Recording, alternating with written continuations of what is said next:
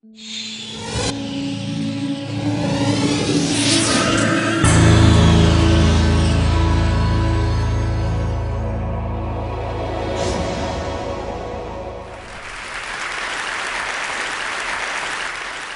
imagine a big explosion as you climb through 3,000 feet. Imagine a plane full of smoke. Imagine an engine going clack, clack, clack, clack, clack, clack, clack. Sounds scary. Well, I had a unique seat that day. I was sitting in 1D. I was the only one who could talk to the flight attendants. So I looked at them right away, and they said, no problem. We probably hit some birds. The pilot had already turned the plane around, and we weren't that far. You could see Manhattan. 2 minutes later, 3 things happened at the same time. The pilot lines up the plane with the Hudson River. It's usually not the route. He turns off the engines. Now imagine being on a plane with no sound.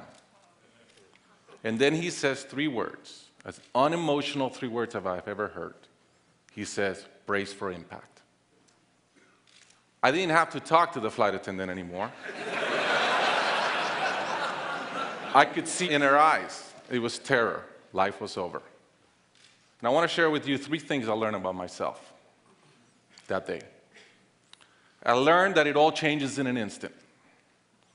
We have this bucket list, we have these things we want to do in life, and I thought about all the people I wanted to reach out that I didn't, all the fences I wanted to mend, all the experiences I wanted to have and I never did.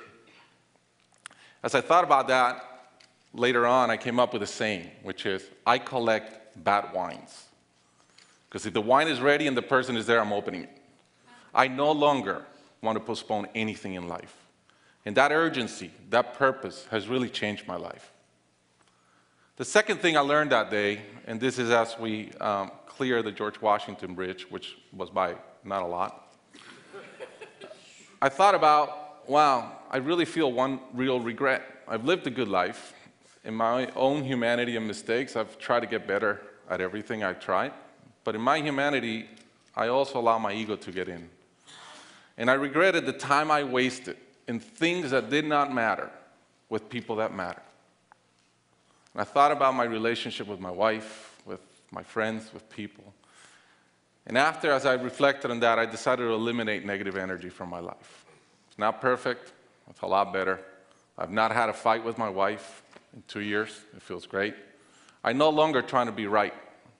I choose to be happy. The third thing I learned, and this is as your mental clock starts going 15, 14, 13, you can see the water coming. I'm saying, please blow up. Right? I don't want this thing to break in 20 pieces like you've seen in those documentaries. And as we're coming down, I had a sense of, wow, dying is not scary. It's almost like we've been preparing for it our whole lives. But it was very sad. I didn't want to go. I love my life.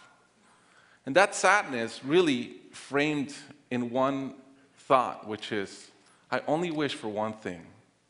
I only wish I could see my kids grow up. About a month later, I was in a performance by my daughter, first grader, not much artistic talent, yet. And I'm bawling, I'm crying like a little kid. And it made all the sense in the world to me.